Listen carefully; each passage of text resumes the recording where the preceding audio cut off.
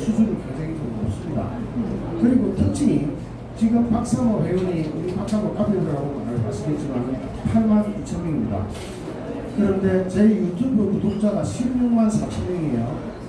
우리 보수 우파 유튜브 중에서는 뒤늦게 출발한 사람 치고는 굉장히 빠른 편에 속합니다. 거기다가 제 구독자를 이렇게 볼 수 있는 게 있어요. 거기 가보면 대부분 40대입니다. 깜짝 놀랄 일인데요. 40대를 돌리지 않으면 선거구가 안 됩니다. 그래서 그 40대들을 오르기내는 방식이 항상 처음에는 외신 번역을 했었습니다. 워싱턴 포스트, 뉴욕 타임스 이런 거 제가 주로 올리는데 국내에 보도 안 되는 부분들이 상당히 많기 때문에 그 사람들이 신속성, 빠르다. 제가 주로 밤에 잠을 안 자고 야간 작업을 주로 합니다. 그러다 보니까 낮에는 주로 낮잠을 자요. 그러다 보니까 신속하다는 것. 때로는 연합뉴스나 이런 데 뒤질 때가 많지만 그래도 그쪽에서 번역을 제대로 하지 않는 부분들이 있습니다. 문재인과 관련된 부분을 번역을 안 해요. 제 유튜브를 자세히 보신 분들은 아시겠지만 외신에서 우리 문재인을 얼마나 우습게 보는지 이런 것들이 기사가 돼 나와요. 그런 것들을 번역을 못 됩니다. 그래서 그런 것들을 제가 싹 다 번역을 합니다. 그러니까 아마 국가기관에서는 상당히 불편한 유튜버가 될 겁니다. 견제도 상당히 많이 받고 있어요. 그런데 여러분께 한 가지 희망적인 이야기를 드리자면 제 목표는 30만 명을 빨리 달성하는 겁니다. 30만 명의 유튜브 구독자들한테 나와라, 나가자 할 때 젊은 얼굴이 3만 명이 나오기를 바랍니다. 30만 명의 10% 정도를 오프라인으로 끌기 위해서 미리 이야기하면은 김이 세기 때문에 이게 완전히 자기네들 꼬시 붙게 하는구나 이런 눈치를 챌까봐 지금 당장 나가자 이런 소리는 안 합니다. 안 하는데 어느 순간 속도로 볼 때는 굉장히 빠르게 생각하고 있기 때문에 어느 순간 되면 젊은 얼굴들이 여러분들이 앞에 서서 우리가 더 이상 틀딱이니 요령청이니 이런 조롱거리가 되지 않도록 하기 위해서 젊은이들 앞세우는 전략을 택할 겁니다. 그래서 유튜브를 합니다. 아마 제 유튜브를 보시는 정기적으로 보시는 분은 그런 생각이 들 겁니다. 어디서 이런 뉴스를 잡아오느냐. 하나도 제가 고의로 조작하거나 가짜 뉴스를 생산한 적이 없습니다. 전부 다 세계에서 인정할 수 있는 권위를 가진 그런 뉴스를 취급하기 때문에 우리나라 좌빨 언론들이나 KBS, MBC보다 훨씬 더 디테일하고 아픈 모습을 많이 보입니다. 문재인은 대통령 자격이 하나도 없는 사람입니다. 제 유튜브를 보신 분들은 제 말을 이해를 하실 겁니다. 제 유튜브 보시면 제가 지금 드리는 말씀 이해가 되시죠? 네. 아마 이해를 하실 겁니다. 그러니까 완전히 다른 컨셉으로 가자. 처음부터 다른 유튜브들이 하는 것처럼 성질 긁어주는, 등 긁어주는 이런 시원함 이런 것을 추구하는 게 아니라 그런 사람들을 그런 사람들이 유튜브 하는 것을 보면은 주 고객이 60대 이상의 할머니들이 주 고객입니다. 그런데 저는 되도록이면 젊은 척으로 가죠. 젊은이들이 우리랑 같이 함께 행동을 하게 만들자. 이게 제가 유튜브를 하는 목적입니다. 그래서 요즘 젊은이들은 영어를 잘합니다. 우리 세대는 한자를 잘합니다. 우리는 한자를 잘해요. 근데 우리 세대의 한자와 영어를 같이 할 수 있는 사람이 별로 많지 않습니다. 그래서 늙으니까 저도 60도 늙었는데 방송국 착수되어 있을 때는 46이었는데 저도 그래서 60도입니다. 그러다 보니까 늙으니까 영어를 해요. 신기해 보이는 거죠. 그래서 젊은이들이 상당히 많이 붙었습니다. 우리가 조금만 더 기다리면 때가 옵니다. 그건 뭐냐면 문재인은 첫째 경제로 나옵니다. 내년도 최저임금 인상이 2.2% 약 3% 정도 인상을 하는데요. 지금 올려놓은 게 너무 가파르게 올려놨기 때문에 내년은 3%로 허겁 지금 할 겁니다. 굉장히 경제에 큰 타격을 줄 겁니다. 거기다가 주 52시간 근무이고요. 우리나라 산업을 다 말아먹고 있거든요. 이것을 저는 어떤 제안을 했느냐면 제가 유튜브를 통해서 한 50만 조회수 이상 올라가는 것에 이런 게 있습니다. 문재인은 지금 당장 그래 최저임금 인상하는 거 좋다. 52시간 좋다. 다만 그 실행 시기를 10년 이후로 미뤄라. 법은 지금 정해놓고 그것을 적용하는 것은 10년 정도 여유를 가지고 옛날에 의료론 했듯이 500인 이상 사업장에는 1000점이고 그 다음에 내려가서 300인 이상 사업장에 적용하고 그 다음에 100인 이상 이렇게 여유를 가지고 해라. 그러면 망하지는 않는다 나라가 최소한. 그런데 그런 충고가 문재인이 들어갈 필요가 없겠죠. 그냥 아무것도 하는 데서 당연히 저렇게 하는 짓 아닙니까? 그러다 보니까 이 우리나라 경제는 내년에 더욱더 힘들어집니다. 올 달에 진짜 힘들어져요. 그 힘들어지는 와중에 일본하고 갈등을 일으켰습니다. 저거는 하면 안 되는 겁니다. 여러분한테 정보 하나 드리겠습니다. 아베 총리가 문재인 정권한테 지난 과거사를 사죄할까요? 박근혜 대통령 때는 사죄를 받아냈을까요? 안 받아냈을까요? 받아냈어요. 맞습니다. 위안부 합의 볼 때 네 가지 조건을 충족시켰습니다. 그 네 가지 조건은 뭐냐? 일본 정부가 일본 군대가 위안부를 끌고 갔다는 걸 인정해라. 해가지고 그 당시 아베가 인정을 했습니다. 두 번째, 아베 총리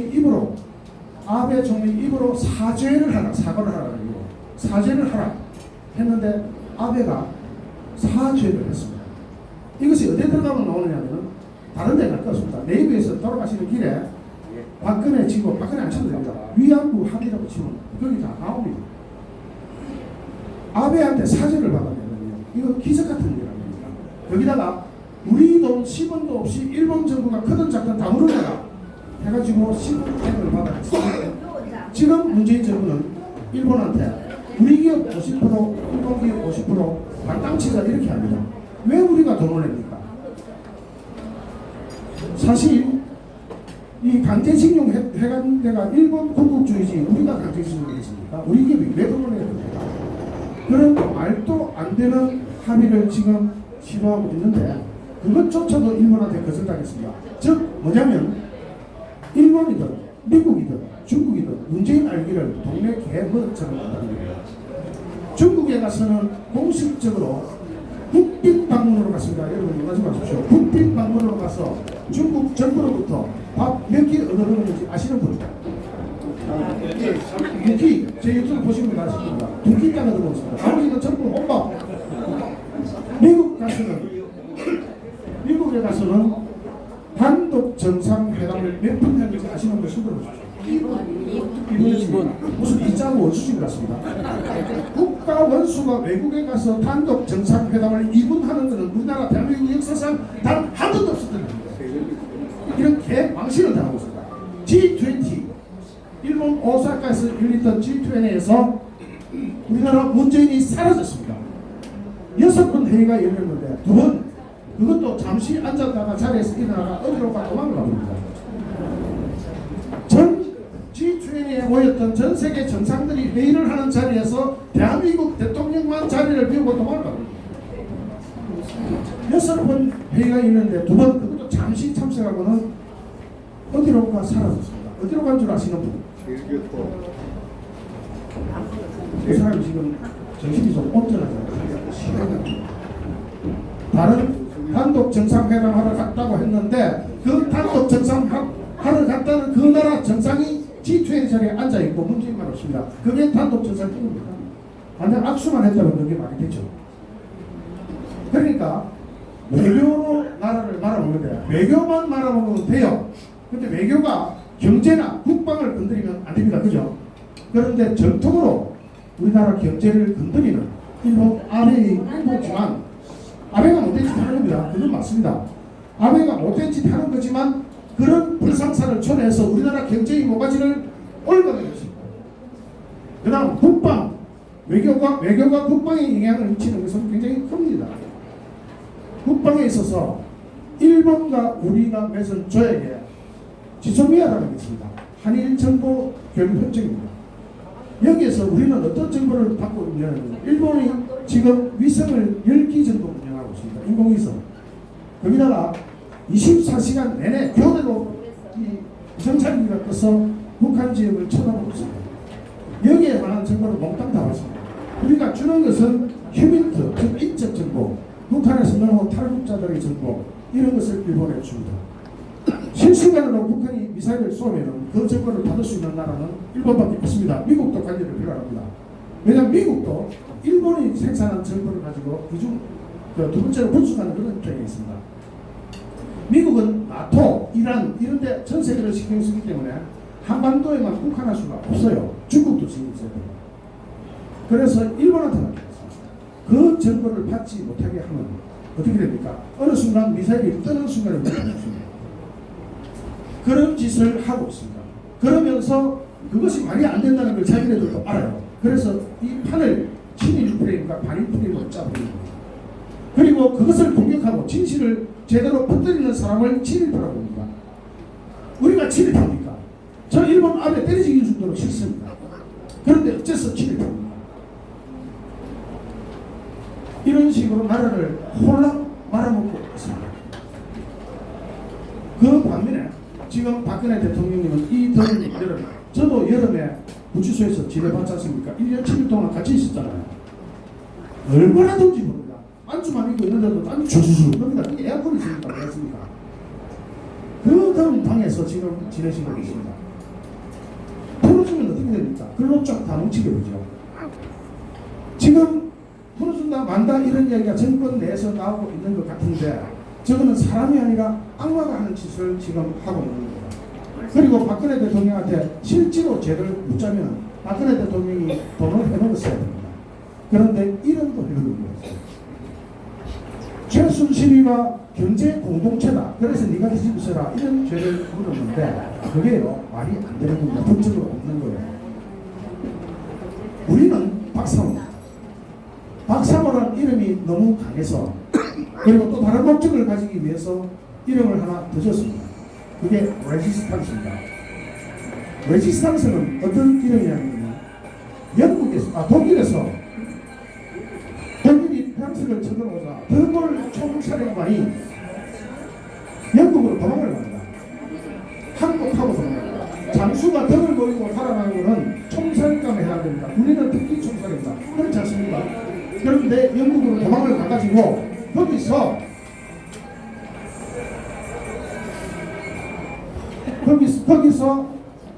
영국 BBC 방송을 통해서 프랑스 국민들한테 방송을 합니다. 우리는 이길 수 있다. 저항하라. 그때 저항하라는 단어가 영어로 말하면 resistance고 불어로 말하면 레지스탕스입니다. 이 불어 레지스탕스가 바로 레지스탕스 운동을 일으키게 했습니다. 그 방송 멘트 한마디가 결국은 프랑스 땅에서 독일을 묻히려고 몰아낸 계기가 됐습니다.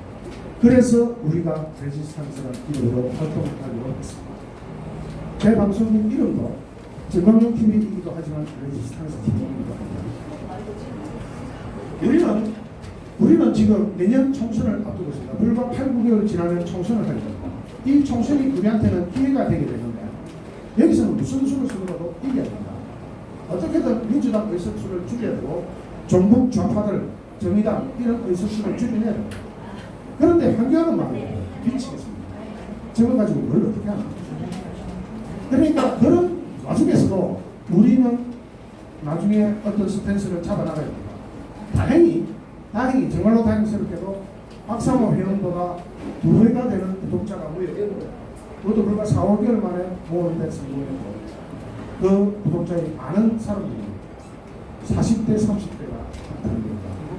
그들을 거리로 불러낼 수 있을 희망이 생깁니다. 그런 점에서는 작전이 제가 세워온 전략이 어느 정도 주표했고 성공적이었다. 지금까지는 그렇게 됩니다. 다만 앞으로 지금보다 2배 정도 증가를 해줘야 됩니다. 그것도 40대, 30대가 증가해줍니다.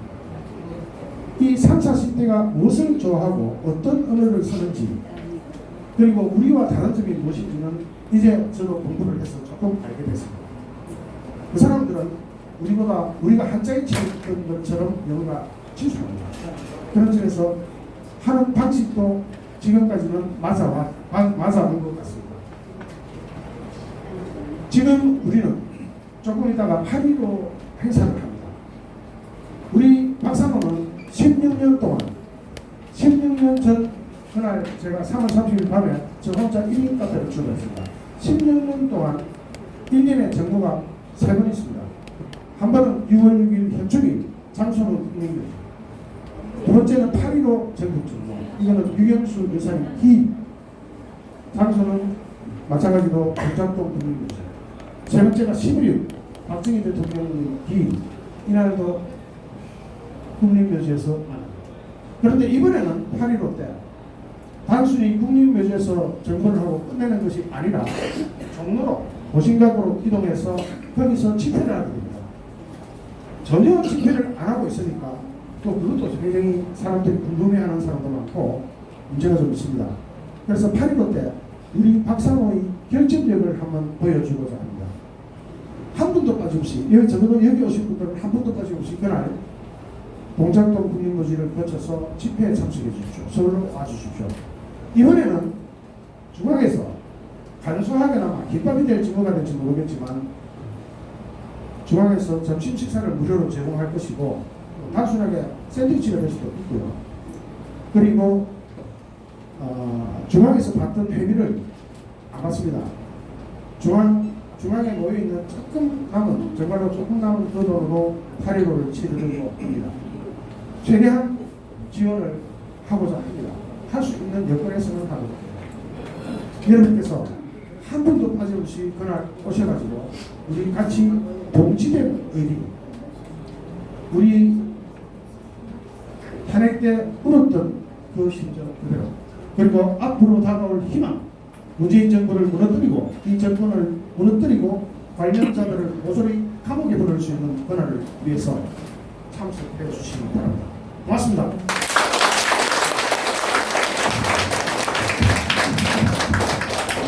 예, 정강용 회장님께 큰 박수 한번 부탁드립니다. 예, 레스턴트 명예회장이고 드라이브 회장이고 더스카이 치과 회장이고 사단법인 실시대 노인의 부산진구 상임 고민이신 김태현님을 모시고 인사 말씀 듣도록 하겠습니다. 큰 박수 부탁드립니다.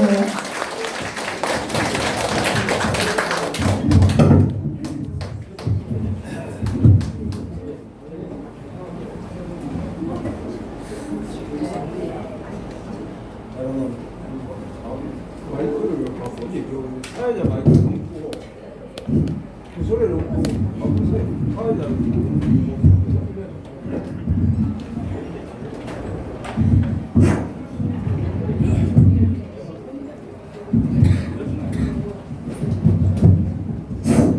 여러분 안녕하십니까, 김태현입니다.